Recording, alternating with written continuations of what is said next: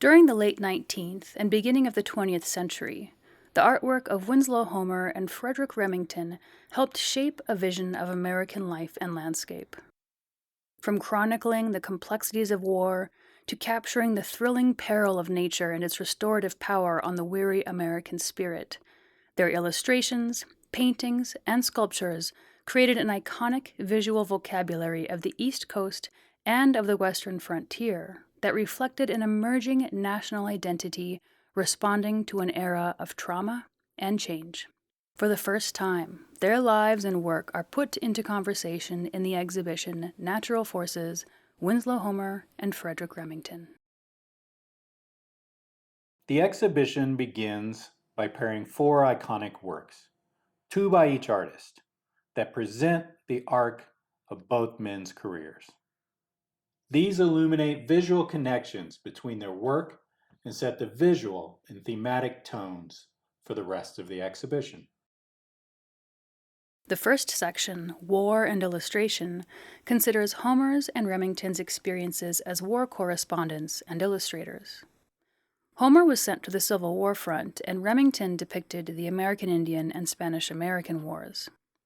They created compelling images on assignment, including Homer's sharpshooter and Remington's Captain Grimes's battery going up El Poso Hill.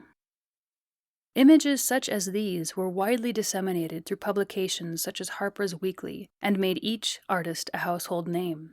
Their early experiences as illustrators shaped the rest of their work and provided them with a practical, rather than a formal, education in art. They learned elements of design, matured as draftsmen, and gained valuable insight into the business of art. Homer and Remington's lives overlap most closely in New York City, where they established success as illustrators and artists, and in the North Country, the forested region spanning the Adirondack Mountains of upstate New York and into Quebec. The section up north addresses both artists' fascination with the manly pursuits of hunting and fishing, and their joint interest in countering the perceived uneasiness of an increasingly urban populace.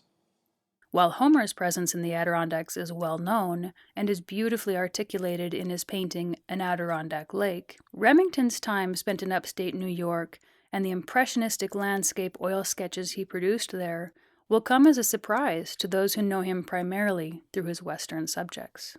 In the next section, Natural Forces, some of Homer's and Remington's most iconic paintings consider man's struggle with and against the overwhelming forces of nature.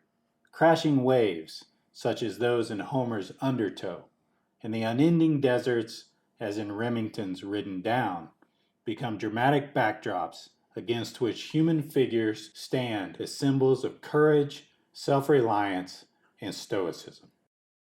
Evolving from their illustrator beginnings, both artists moved away from direct narrative and into a more symbolic visual language, the impact of which is haunting and personally revealing. The final section, Forever Looming, includes somber psychological works by both artists at the height of their creative powers. Paintings such as Homer's Fox Hunt and Remington's Moonlight Wolf are imbued with melancholy and sometimes anxiety, thereby underscoring themes of mortality, the end of an era, and the close of day.